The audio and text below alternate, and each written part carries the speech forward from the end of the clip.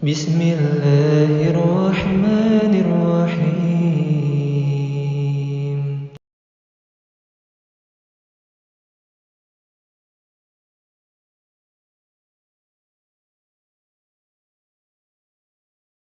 Para jamaah Bapak Ibu yang dimuliakan oleh Allah Ta'ala, ketika saya membaca Al-Quran, ketika sholat tadi, saya baca di dalam surat Al-Ghoshiyah, surat yang ke-88. Ketika memasuki kalimat ayat Allah Ta'ala, ayat yang ketiga dan keempat. Al-Ataka Ghoshiyah, wujuhu yawma idzin khashiyah, 'amilatun nasibah, tasla naran hamiyah. Apa maknanya?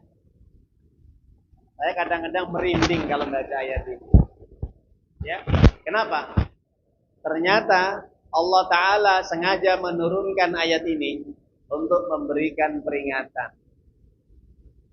Untuk memberikan peringatan kepada siapapun mereka yang hidupnya habis hanya untuk urusan dunia.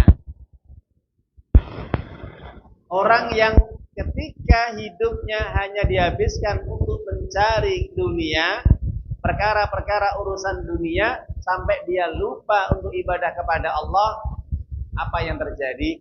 Allah sudah menyiapkan tempat yang paling mengerikan, api neraka yang menyala-nyala nanti pada hari kiamat. Jadi kalau kita pahami para jamaah Bapak Ibu, rahimani rahimakumullah taala, maka kalau kita merenungi ayat ini, dua ayat ini, orang yang ketika mereka bercapek-capek, berpayah-payah, siang malam hidupnya hanya dihabiskan hanya untuk mencari apa? Perkara-perkara dunia, kenikmatan-kenikmatan dunia, kelezatan-kelezatan dunia, sehingga menjadikan dia lalai untuk ibadah kepada Allah, lupa sholat, lupa puasa, lupa menuntut ilmu mengaji, lupa baca Quran, lupa untuk belajar agama. Apa yang terjadi para jamaah Bapak Ibu? Ujung-ujungnya akhir kehidupannya sampai di alam kubur, sampai nanti di akhirat sudah disediakan oleh Allah. Tidak usah khawatir. Tasla naron hamiyah. Mereka akan memasuki api neraka yang menyala-nyala, yang menghabiskan, menghancurkan tubuh mereka, melumat tubuh mereka, membakar tubuh mereka. Kenapa? Semasa hidup Allah berikan nikmat yang banyak, dikasih sehat, dikasih mata bisa melihat, dikasih kuping bisa mendengar, dikasih mulut bisa berbicara, dikasih tangan untuk bergerak, dikasih kaki untuk berjalan. Ternyata semua badan fisik yang Allah berikan, yang Allah ciptakan ini tidak berfungsi dengan baik. Artinya tidak digunakan untuk mensyukuri nikmat Allah. Makanya ketika Umar bin Khattab membaca ayat ini, beliau melihat ada seorang pendeta, ya, ahlul kitab, dihabiskan mereka hanya untuk apa? Mencari kenikmatan-kenikmatan dunia.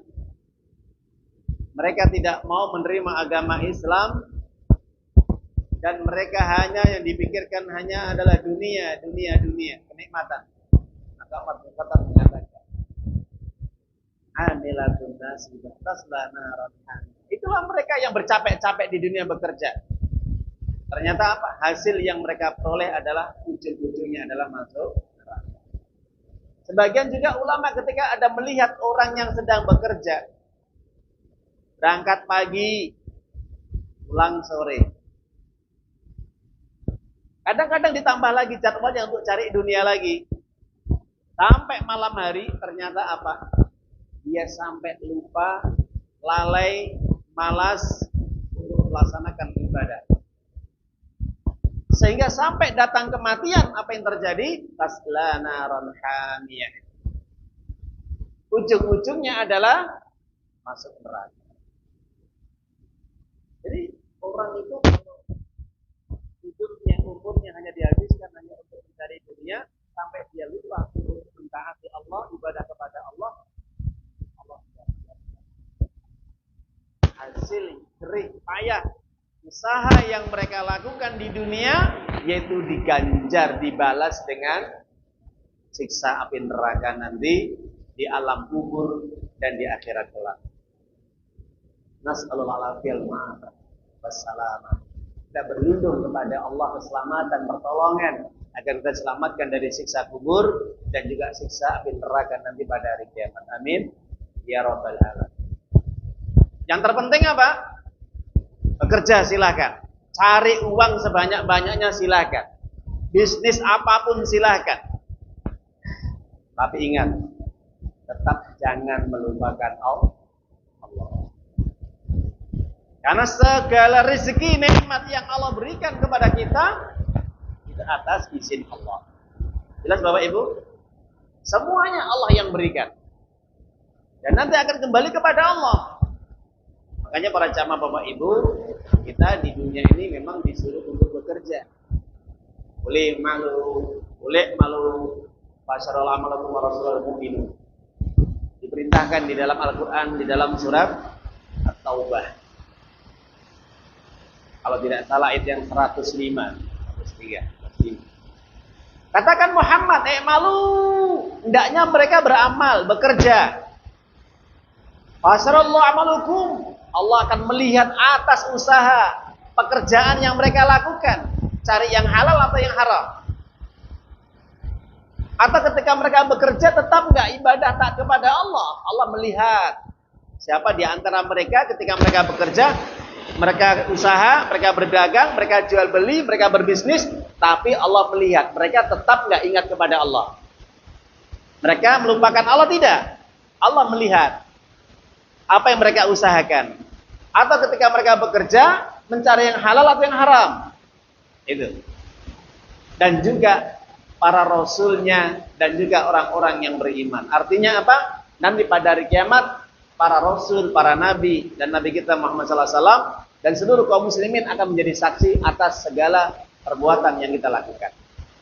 Ingat para jamaah Ibu, ya. Jadi nanti pada hari kiamat semua nanti akan diberi kesempatan untuk bersaksi. Bagaimana si fulan? Apakah baik atau buruk? Bagaimana pekerjaannya? Bagaimana hidupnya?